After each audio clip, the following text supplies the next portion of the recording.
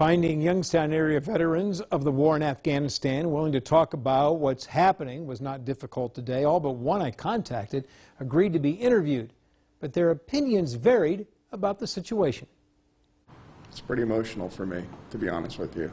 Friends Patrick Witt and Matthew DERMOTTA stood together this afternoon in Hubbard and talked about the Taliban taking over Afghanistan.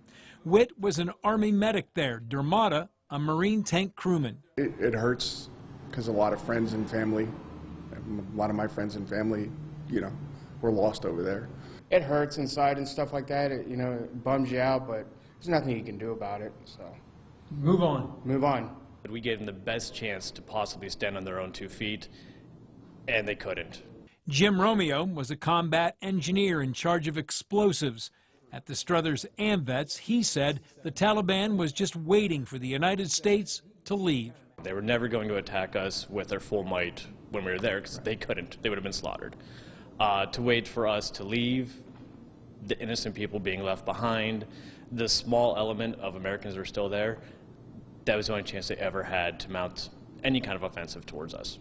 This wasn't a well-thought-out withdrawal to just say, we're going to withdraw, period. James DIGNAN, former commander of the Youngstown Air Reserve Station who flew in and out of Afghanistan, says we should have kept a presence to maintain what we gained.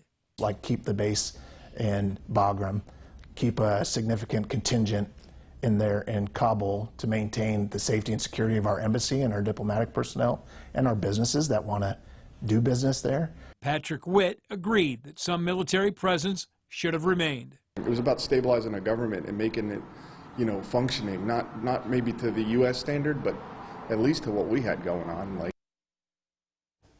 I asked Jim ROMEO, the Army combat engineer, if he was okay with the U.S. military pulling out of Afghanistan. He thought about it, paused for about 6 seconds, then answered it needed to be done.